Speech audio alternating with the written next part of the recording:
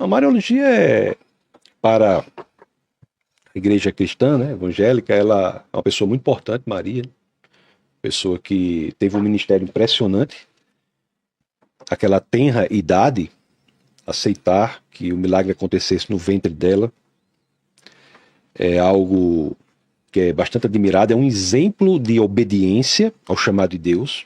Isso é pregado na igreja evangélica, um exemplo de obediência ao chamado de Deus. Ela é respeitada como a mãe de Jesus, respeitada, mas nós não a tratamos como uma questão de mediadora, nem a tratamos como alguém que... Mãe de Deus? Nós vamos falar sobre a questão de mãe de Deus, porque o nascimento de Jesus, eu falarei mais depois sobre a questão de mãe de Deus, é diferente de todos os demais nascimentos. Então, portanto, a maternidade de Jesus é diferente de todas as demais maternidades. Mas ela não é objeto de culto, não deve ser objeto de adoração, como ninguém senão Deus deve ser. Eu sei que há uma distinção feita na igreja romana entre latria, hiperdolia e idolia, não é isso? Uhum. Que a hiperdolia é dirigida a Maria e a dolia é dirigida aos santos e a latria é só a Deus. Eu entendo que é uma agressão muito grande a Deus defender que nós devêssemos adorar alguém senão Ele. Inclusive é claramente um mandamento que está nas Escrituras. Mas o que eu gostaria de saber do padre é que o catolicismo popular me parece que há um comportamento divergente com o que ensinam os intelectuais da Igreja Católica. Nós vemos pessoas se dobrando às estátuas, e podemos entrar aqui até na questão dos santos, se assim quiser. Vemos pessoas colocando rosas aos pés das estátuas, vemos pessoas pedindo coisas que seriam executadas pelos santos e por Maria. Então, não há uma disparidade e uma divergência muito grande entre o que se prega teoricamente na Igreja Romana e o que se exerce na prática, e me parece que esse é um fato. E sendo um fato, por que a Igreja não ensina o contrário? Por que a Igreja diz que, olhe, você não deve se dobrar a uma estátua, você não deve se curvar a uma estátua, você não deve pedir algo para que os mortos atendam. Então, não há uma divergência entre o teórico e o prático? Não há. Mas assim, acho que a gente tem que proceder por ordem. O senhor acredita que Maria é mãe de Deus? Quer que eu responda? Na humanidade de Jesus, ele não tem pai. Ele tem mãe. Quer dizer, ele tem pai, que é Deus. E na divindade de Jesus não tem pai humano. Na humanidade de Jesus não tem pai humano. E em sua divindade ele não tem mãe. É interessante. A humanidade de Jesus se dá no ventre de Maria. Agora, há nascimentos miraculosos nas Escrituras. Mas em todos os demais nascimentos miraculosos, há a participação do homem e da mulher. No caso de Maria, não. No caso de Jesus, não. No caso de Jesus, não. Então, Maria é mãe de Jesus. Agora, não é que Deus passe a existir em Maria. João, no capítulo 1, no verso 1, combinado com João, no capítulo 1, no verso 14, deixa claro que o milagre da encarnação é quando o Logos vem e encarna no ventre de Maria. É interessante, e aí vai uma mensagem que eu acho relevantíssima, porque isso é feito em Nazaré. Nazaré é uma cidade que não é citada no Antigo Testamento, nem na literatura intertestamentária. Era uma cidade que não era importante economicamente de nenhuma natureza. A gente tem que se concentrar... Então, em resumo... Na definição. Em resumo, Maria não dá origem a Deus. Mas isso é evidente. É evidente. Mas ela é mãe de Deus ou não? Depende do que o senhor quer dizer. Porque se você disser que é mãe de Deus, me parece que está perguntando se Deus vem de Maria. Deus não vem de Maria. Deus é o Logos. É o Logos que existe desde sempre. Veja bem, a gente precisa entender exatamente o que a igreja está querendo dizer quando diz que Maria é mãe de Deus. O senhor crê na doutrina da união hipostática. Sim? Sim. Como todos, se aceita o concílio de Calcedônia, o concílio de Éfeso, sim. Traduz pra gente, padre. Ou seja, há em Cristo uma só hipóstasis. Hipóstase significa pessoa. Tá.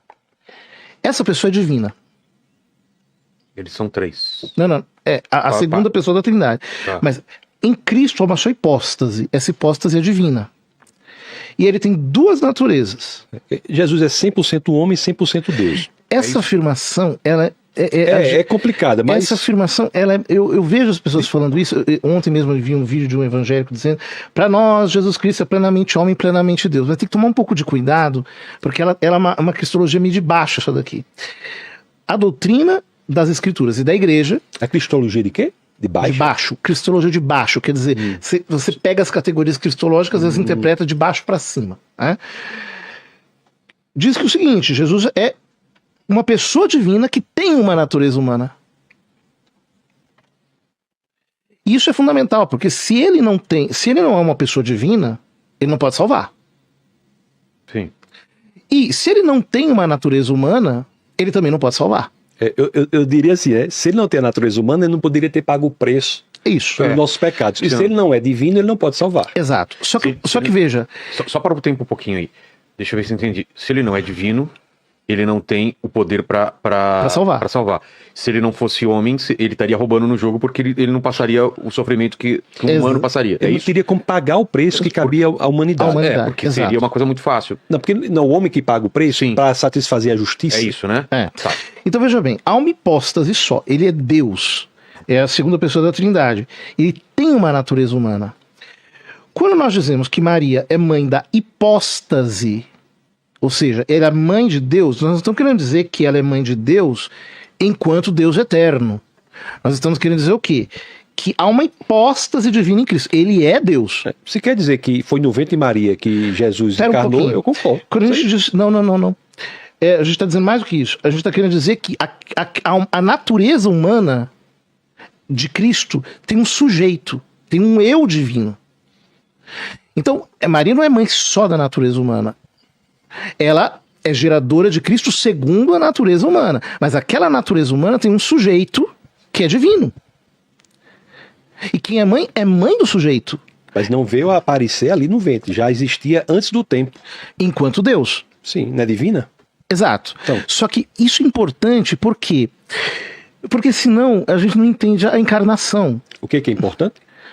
Isso é importante, porque senão é importantíssimo. A gente não entende o que é encarnação. Isso. Então parece que Jesus existia como homem e ele simplesmente foi uma espécie de barriga de, Maria foi uma espécie de barriga de aluguel. Né? Então ele foi colocado ali como um homem, como uma matéria, digamos assim, pré-criada, uma matéria... Os gnósticos acreditavam nisso, né? Uma matéria prévia, e aí ele foi colocado com matéria dentro do ventre de Maria. Não é isso que eu penso. Claro que não é. Certo. Mas é por isso que eu digo que mas... os protestantes creem que Maria é mãe de Deus, só não confessam. Depende do que quer dizer por mãe de Deus. Isto aqui que eu estou dizendo. Não, até aí, padre, eu só estou entendendo que Jesus encarnou no ventre de Maria. Jesus encarnou no ventre de Maria. Isso daí é tabernaculou em grego. Tabernaculou no ventre de Maria. Tomou carne, fez-se carne. Tomou carne e se fez carne. Certo. Isso aí, João 1,14. Então ela é mãe de Deus. Se for isso aí, é isso que quer dizer? Não, se for isso aí, ninguém é contra. Ninguém é isso. Não, mas quem é contra? Não, é isso. Olha, não, se for isso aí, não mas pode ser nada. Isso. Não, então, quem é contra? Todo mundo diz, Maria é mãe de Jesus. O senhor está chamando Jesus de Deus, e Jesus é Deus? É. Então, isso aí. Agora, Deus não veio a existir no ventre de Maria. Mas a igreja nunca afirmou isso. E não estou dizendo que afirmou, não. Eu estou dizendo... Então, não, minha pergunta foi que a prática... Eu não perguntei isso não, padre. Não, então, mas é que a prática... A sua pergunta é o seguinte, a prática não... Porque Jesus encarnou no ventre de Maria, eu acho que a pessoa não deve se dobrar a estátua, colocar flor. Eu não vou entender... Maria, para nós, está na mais alta Eu não vou qualidade. Entender esta prática se eu não entender essa doutrina. Não, isso aí... Então, a doutrina de que ela é mãe de Deus. Porque se eu não entender isso, eu não vou entender o resto. É porque, aí é bom esse nosso diálogo, é porque às vezes as pessoas dizem, os católicos dizem, ela é mãe de Deus, como se Deus fosse gerado ali. Então, enquanto homem, todo mundo entende isso. Então tem que deixar bastante claro que Jesus é Deus, sabemos que é. Que Jesus encarnou no ventre de Maria, nós sabemos que sim. Se quer chamar isso mãe de Deus, se é isso especificamente, claramente, sem dúvida, sem interpretação profunda, se é isso aqui, ipsilíteris, é isso mesmo. Certo. Então o que acontece? A partir do momento em que ela é mãe de Deus, do Deus encarnado, dizendo assim, há entre ela e Cristo uma relação única. O Senhor mesmo disse que a maternidade de Jesus é diferente de todas as maternidades. Não teve participação de um homem. De um homem. Isso. Mas é essa. Todos os demais teve. Mas a maternidade divina de Maria em relação a Cristo é única, do ponto de vista de que só uma criatura pode ser dita mãe de Deus com propriedade. Ou seja, Cristo tem um pai natural, que é Deus Pai, e uma mãe natural, que é Maria Santíssima. Natural, né? Sobrenatural, vamos dizer assim. Não era. Não um pai sobrenatural, né? Natural, porque ele procede do Pai, eternamente. Ele é gerado pelo Pai eternamente. Pronto, deixa eu dizer. Se a definição de ser mãe de Deus for que Jesus encarnou no ventre de Maria, isso está em João 1,14. Nós estamos com a Bíblia. Mas o que eu acho é que a explicação na Mariologia dos intelectuais católicos está muito distante da prática. Essa é a minha pergunta. A explicação... a prática é a pessoa se dobrar, a estátua. Então, Maria, salve o meu casamento. Maria, ser devoto de Maria. Eu não entendo que... Eu sou muito devoto de Maria. Pronto, eu não entendo que haja uma correspondência entre a prática... E eu sei por que o senhor não entende. A prática popular do que acontece... Isso não é prática popular. E o que acontece na intelectualidade da Igreja Romana. Porque na Igreja... Não é meu... Não, agora já acabou o tempo. Era a réplica dele. Não, começou agora os três. Não foi, não? Não, nem colocamos. Ah, você já colocou? Desculpa, eu achei que você não tinha colocado. Não, então mas pode tudo ser. bem. Pode ser. Não, achei que não tinha colocado o cronômetro aí. Pode ir. Sou eu que posso falar? Então, o que eu estou dizendo é isso. Essa explicação do padre sobre Maria ser mãe de Deus, entendendo que foi no ventre de Maria que o Logos encarnou, está na Bíblia. Estão de acordo. Mas isso é bíblico. É uma coisa de Isabel. A mãe do meu Senhor me veio visitar, a mãe do meu Isabel, Adonai. Inclusive, João Batista começou o ministério dele no ventre, né? Exato, Porque começou o ministério dele no ventre. A saudação, né? Foi. A questão... Então, deixa eu só terminar. Termina. Então, isso é uma coisa. Tá. Agora, o problema é que há um flerte com a latria. A adoração. Isso não é verdade. Na prática, é o que se vê. Inclusive, isso não é doutrina protestante. Não é doutrina o quê? Como assim? Os protestantes mesmo, eles acreditam que nós católicos e a Igreja Protestante cremos num só Deus, ou seja, a Santíssima Trindade. Sim, o seu tempo, né? Eu não parei o seu tempo. Pode falar, diga. Ou seja, os protestantes creem, os reformadores dizem isso expressamente, que os católicos têm o mesmo Deus, Pai, o Filho e o Espírito Santo. É um só Deus em três pessoas. Eu sei, o católico crê nisso. E são dos pontos claros que então, se nós temos o mesmo Deus, nós não podemos ser idólatras. Se estiver errado, pode. Se não. estiver certo, não pode. Mas é claro. É claro. Alguém diz que Maria é Deus? Se comporta como se fosse em algumas situações. Você nunca vai encontrar um católico que vai dizer que Maria é Deus. Mas que vai se comportar como se fosse, já encontrei vários. Isso que, quando você diz assim, aí, comportar como se fosse. Aí o que eu estou lhe perguntando é exatamente isso. Vou lhe dar um Existe exemplo. Discrepância. Não é minha vez de fazer a pergunta, é a pergunta que eu vou fazer. Não, é a réplica agora. A réplica? Em cima do comentário então do que é a réplica, respondeu. padre. Deixa eu terminar minha réplica. Termina. Depois vem perguntas do chat. Olha, o que eu estou dizendo aqui é que o intelectual católico faz a distinção entre latria, hiperdulia e idolia, mas trata santos e Marias sem atender a esta orientação intelectual. No exterior, quando você vai aos Estados Unidos, as igrejas católicas nos Estados Unidos têm um comportamento bem diferente mesmo, em relação. Maria, para nós, está na mais alta categoria. Ela é receptora da graça, como foi Estevão. É uma pessoa extremamente Não, ela não abençoada é só por Deus. Podemos ir para outro tema ou quer? Vamos amarrar, acho que precisa amarrar isso. Quer amarrar isso? Então vamos lá. Precisa amarrar. Então, sem tempo, os dois podem comentar e depois a gente vai para a pergunta do certo. chat. O padre comenta, depois eu comento e a gente vai para o próximo. Tá bom. A gente tem que amarrar as coisas. Então, veja, quando a gente diz que Maria é mãe de Deus, a gente está dizendo que ela tem relações exclusivas do ponto de vista... Só ela é mãe do Deus encarnado. E, portanto, esse vínculo entre ela e Cristo a coloca numa posição que é exclusiva na obra da redenção. O que eu estou querendo dizer? Estou querendo dizer o seguinte: Jesus Cristo, como diz a teologia clássica, é o cabeça dos predestinados, no sentido de que ele é o Deus encarnado, ele não é só salvo, ele é a salvação. Deus permitiu que o homem caísse, tendo em vista a obra de redenção. Então nós temos que dizer, a fortiori, que Deus só permitiu que o mundo caísse pelo pecado, prevendo para isso o remédio. Qual que é o remédio? A divina encarnação. Como que ele se encarnou? Nela. Ou seja, a obra da divina encarnação a coloca numa posição única. Ela não é apenas uma mulher santa. Mas é isso aí eu não estou duvidando disso não, pai. Então, é daqui que nasce a veneração.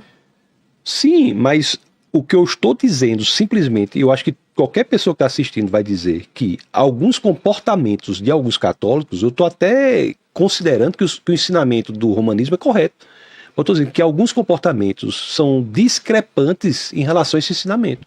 E que, na minha opinião, eu não entendo por que não há um ensinamento mais veemente, mais forte, para trazer ao que é correto essa exacerbação de hiperdolia chegando à latria. Aqui, Vilela, eu vou introduzir um conceito. Tá.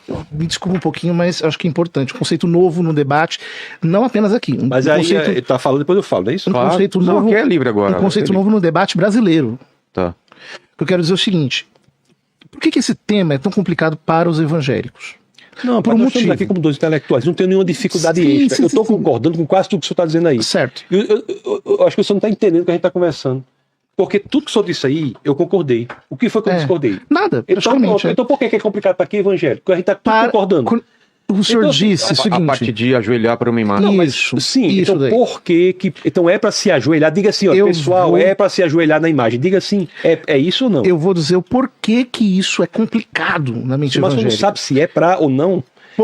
É para ajoelhar ou não é para ajoelhar? Pode ajoelhar, não tem problema nenhum. Pronto, aí não tem a ver com a intenção, é isso? Não, é que o conceito de adoração para os evangélicos, ele é exclusivamente louvor, prostrar-se. Para o catolicismo, adoração, o ato supremo de adoração é um sacrifício. É como no Velho Testamento. Ou seja, você só sacrifica para o Deus verdadeiro. É por isso que é tão importante no catolicismo o que nós chamamos do santo sacrifício da missa. Porque esse é o ato supremo de adoração. Que é a adoração no sentido máximo, porque é a adoração de Deus Filho encarnado a Deus Pai. Sim, mas isso aí é a adoração de Deus para Deus, na qual nós somos associados pelo sacrifício da missa. Não estou falando disso não, padre. Está falando da questão de se dobrar. É importante porque... Se dobrar, devoto de São João, devoto de São José. Evangélico, isso pode. Para o evangélico, a adoração significa isso. É você se dobrar, é você louvar, você estender os braços. Para o católico, não. A adoração, em primeiro lugar, é sacrificar. É outra coisa. E qual é o sacrifício que está vendo? O sacrifício da missa. Não, eu estou falando disso não. O senhor está falando que é assunto. Eu estou falando desse assunto. Não, eu estou falando da pessoa, eu repito, desde o começo. Estou falando que, se é assim, por que uma pessoa vai colocar flores no pé da estátua de um santo?